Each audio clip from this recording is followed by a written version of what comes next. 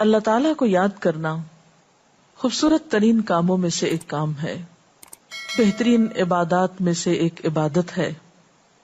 قرآن پاک میں اللہ تعالیٰ اس کے بارے میں فرماتے ہیں وَلَذِكْرُ اللَّهِ أَكْبَرُ، اور اللہ کا ذکر بہت بڑا کام ہے، بہت اچھا کام ہے۔ حقیقت یہ ہے کہ انسان جس چیز سے محبت کرتا ہے اس کو ضرور یاد کرتا ہے، اس کا ذکر کرتا ہے، دل ہی دل میں بھی اور زبان سے بھی، کیونکہ جس چیز کی محبت انسان کے دل میں ہوتی ہے وہ چیز زبان پر آ کر رہتی ہے۔ یہ ہو نہیں سکتا کہ ہم اللہ تعالیٰ سے محبت کرتے ہوں، دل میں اس کو یاد کرتے ہوں، پھر زبان سے اس کا ذکر کرنا بھول جائیں۔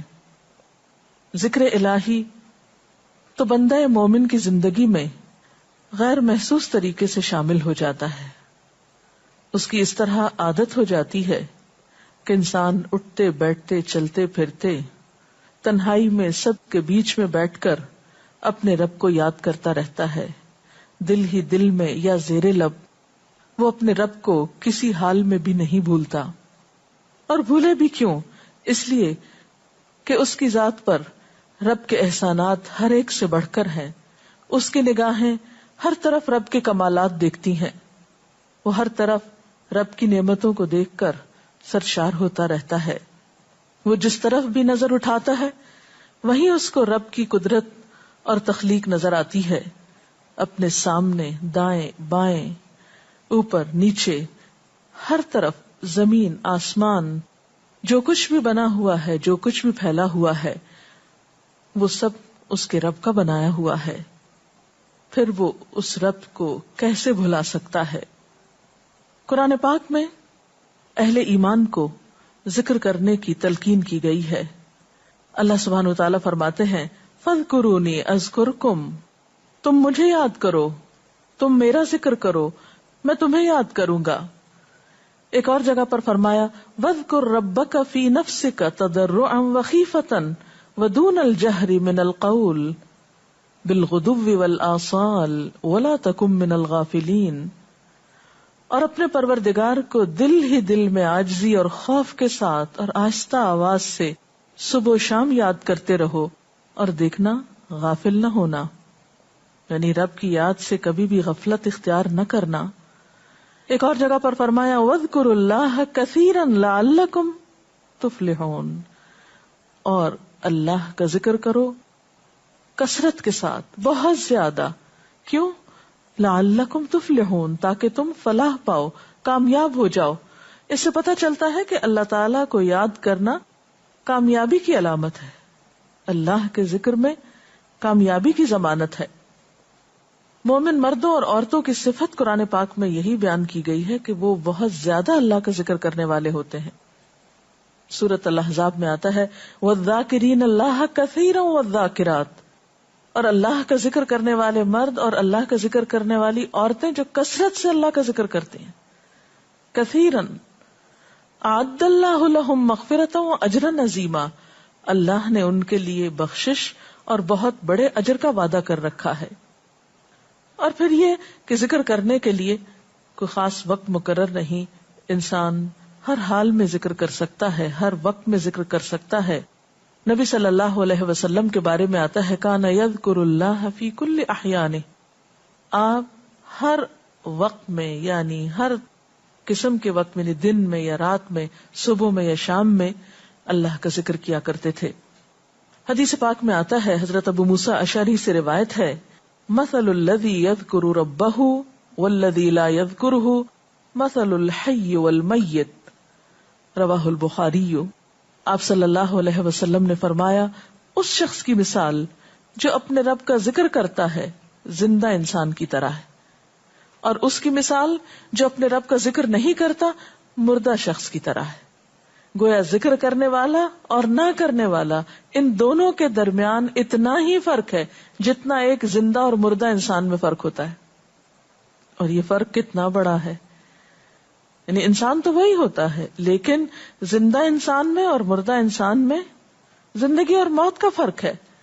بالکل اسی طرح جو شخص اپنے رب کو یاد کرتا ہے، اس کا ذکر کرتا ہے، اس کے اندر ایک زندگی ہے، اس کے اندر ایک خاص خوشی ہوتی ہے، اطمینان ہوتا ہے. اور وہ جو نہیں کرتا اس کا دل مردہ ہوتا ہے، اس کے اندر زندگی کی کوئی امنگ نہیں ہوتی. ایک اور حدیث میں آتا ہے، نبی صلی اللہ علیہ وسلم نے فرمایا، اللہ تعالیٰ فرماتا ہے میں اپنے بندے کے خیال کے مطابق ہوتا ہوں یا خیال کے ساتھ ہوتا ہوں. جو خیال وہ میرے بارے میں رکھتا ہے میں اسی کے مطابق اس کے ساتھ معاملہ کرتا ہوں، اور میں اس کے ساتھ ہوتا ہوں جب وہ مجھے یاد کرتا ہے. گویا ذکر کرنے والے اللہ کی مدد کے مستحق ہوتے ہیں، یعنی اللہ ایسے بندوں کے ساتھ ہوتا ہے جو ذکر کرتے رہتے ہیں. اگر وہ مجھ کو اپنے دل میں یاد کرتا ہے تو میں بھی اس کو اپنے دل میں یاد کرتا ہوں، اور اگر وہ مجھے کسی جماعت میں بیٹھ کے یعنی کسی گروپ میں یعنی پبلک میں بیٹھ کے یاد کرتا ہے تو میں اس کو اس سے بہتر جماعت میں یاد کرتا ہوں، یعنی فرشتوں کی جماعت میں یاد کرتا ہوں. تو گویا فاذکرونی اذکرکم، تم مجھے یاد رکھو میں تمہیں یاد رکھوں گا.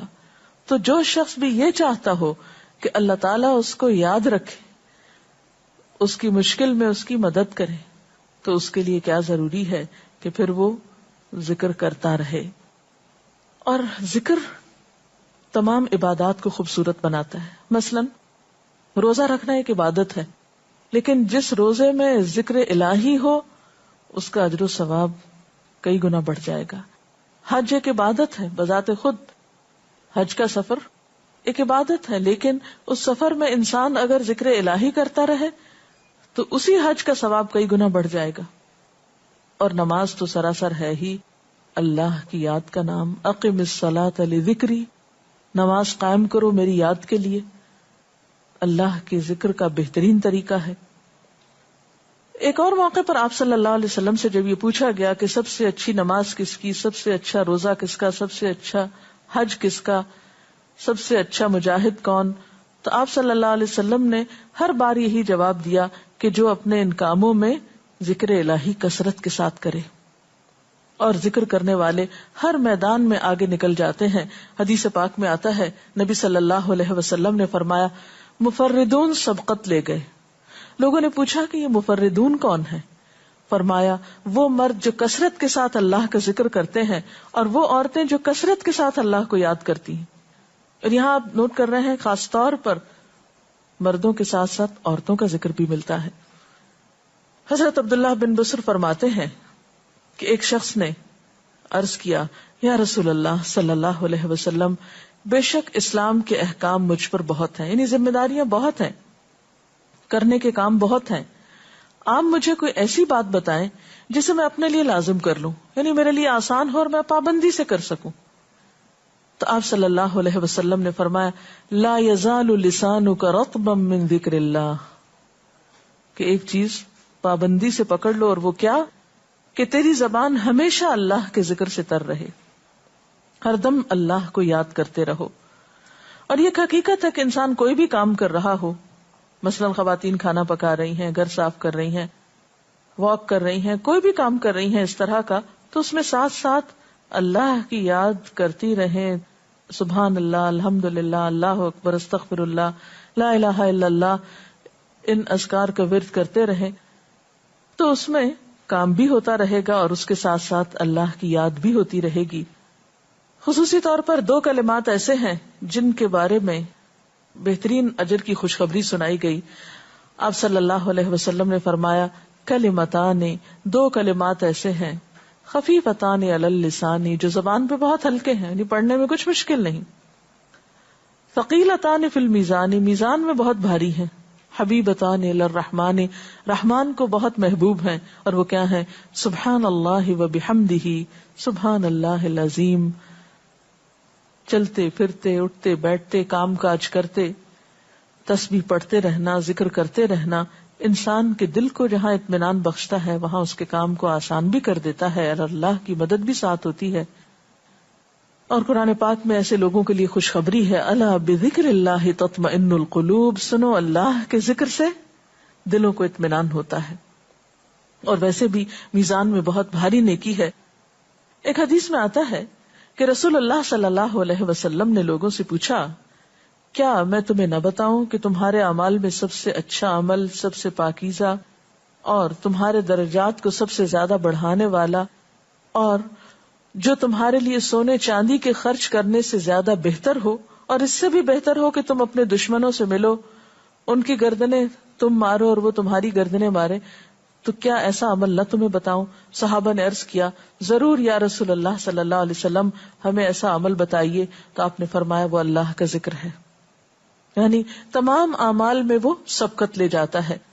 اسی طرح ایک اور حدیث میں ہے، رسول اللہ صلی اللہ علیہ وسلم نے فرمایا کہ جب بھی کچھ لوگ بیٹھتے ہیں اور وہ اللہ کا ذکر کرتے ہیں، یعنی کسی مجلس میں اکٹھے ہو کر بیٹھتے ہیں، تو اللہ کی رحمت ان کو ڈھانپ لیتی ہے، ان پر سکینت نازل ہوتی ہے. اللہ تعالیٰ ان کا اپنے ہاں ذکر کرتے ہیں. گویا اکیلے بھی ذکر کیا جا سکتا ہے اور کسی مجلس میں اکٹھے بیٹھ کر بھی. پھر اسی طرح صبح و شام بھی، جیسا کہ قرآن پاک میں آتا ہے، وَسَبِّحْ بِحَمْدِ رَبِّكَ قَبْلَ طُلُوعِ الشَّمْسِ وَقَبْلَ غُرُوبِهَا، اپنے رب کی تسبیح بیان کرو سورج نکلنے سے پہلے اور اس کے غروب ہونے سے پہلے. ایک اور جگہ پر آتا ہے وَسَبِّحْ بِحَمْدِ رَبِّكَ بِالْعَشِيِّ وَالْإِبْكَارِ، اپنے رب کی حمد و ثنا بیان کرو عشی کے وقت یعنی عصر کے وقت، والابکار اور صبح کے وقت. عشی کا لفظ جو ہے یہ زوال شمس سے غروب شمس کے درمیانی وقت کو کہتے ہیں. پھر اسی طرح انبیاء علیہ السلام کے بارے میں ہم دیکھتے ہیں، حضرت داؤد علیہ السلام بہت خوبصورت آواز سے، بہت خوبصورت انداز میں اللہ تعالیٰ کا